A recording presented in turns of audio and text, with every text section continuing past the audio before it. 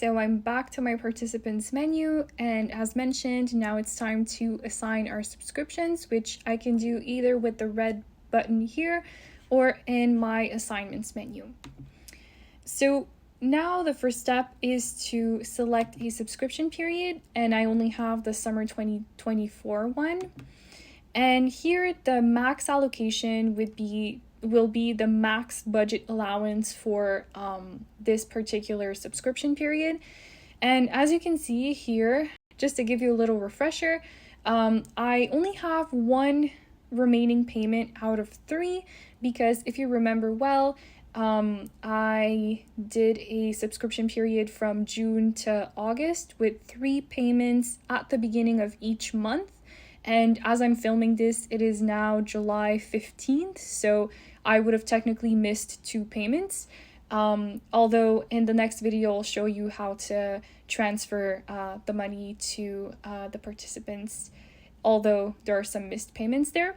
So keeping that in mind, I can assign subscriptions in different ways. So the easiest way, if you're assigning it to all your participants, is to either select a chronological order or a random order. So chronological will simply mean that the subscription assignment will be done in the chronological order of your ID ones right here.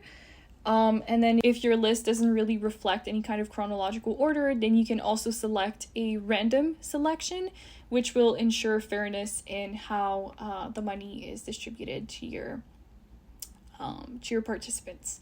All right, but just assuming that my list already has some kind of order of priority in how I've structured it, I can just select the chronological order and then press auto select. And as you can see, all my participants have been selected. And then I would simply confirm the assignment and click on yes, assign subscriptions.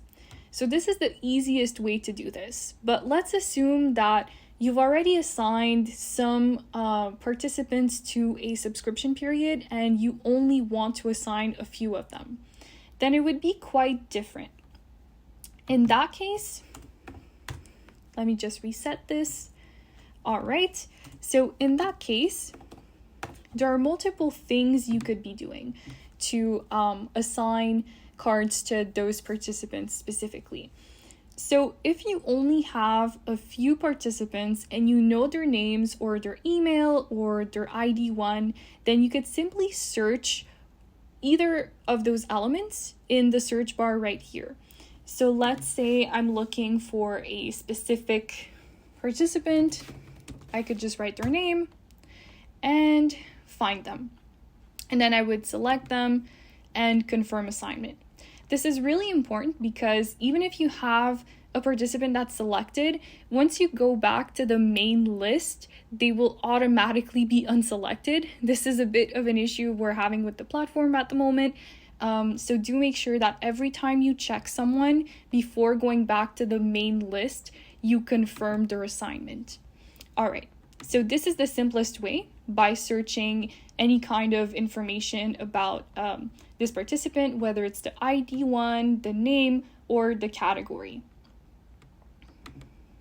And then if, for example, you're looking for a specific category of participants. So let's say that I've added participants that are just couples and I haven't assigned a subscription period to them yet, then I could just go in the filters and select couple. And here I would have all my couples. And of course, you could also add different filters. Like for instance, if you already had other previous couples that already have a subscription, then you could click the none option, and then you would also only be shown these participants who do not have a subscription yet. So there are different filters. You can kind of play with them, see which ones suit your needs. And then the other option, which is less used, but you could definitely do that, is to look at a category of participants. So let's say like single people. And here I can see that I've assigned $10 for my single people. And here I have 2. So first participant and the second one. And considering the fact that I only have one remaining payment out of 3, then that would mean that $20 would go to my single people. And so this is really important because if, for example, I were to start a fall subscription period for 3 months, then I would have, of course, 3 payments remaining, not just one, because as I said, I started this subscription period in June, and now we're in mid-July, so I only have 1 payment remaining. So in that case, if it would be like a fall subscription or a new subscription period that has not yet begun, then you would have to keep those 3 payments into mind. So in that case, instead of it being $20 total that will be attributed to the single people, it would be 60, right? Because in total here we'd have 30 and here we have 30 as well. But for now, since we only have 1 payment left, I'm going to write 20, click on auto select. And as you can see, both of my single people have been selected. And I could also do like a random select, which would like select a couple in that case, right? But yeah, this is another option. As I said, it's less used. It might also be a bit complicated to understand, but usually you would only like search for someone's ID or name or filter out your participants. That would be a lot easier. And if you have if you have a huge list of participants, now we're saying like in the hundreds, you might get a message at the bottom where it says load more participants or something along those lines. Then you would just click that and click on auto select again, because those people will not get selected.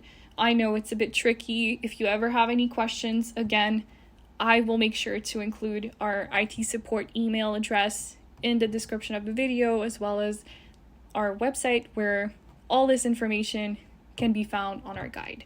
So now if I go back to the usual process where I'm just putting my max allocation, clicking on auto select in chronological order, and I press on confirm assignment, and I confirm and I press yes, assign subscriptions, I get a subscription assigned to every single one of my participants. And so the next step is, of course, to add a card, and I'll show you some of the features you can also use to manage those cards once they are assigned to your participants.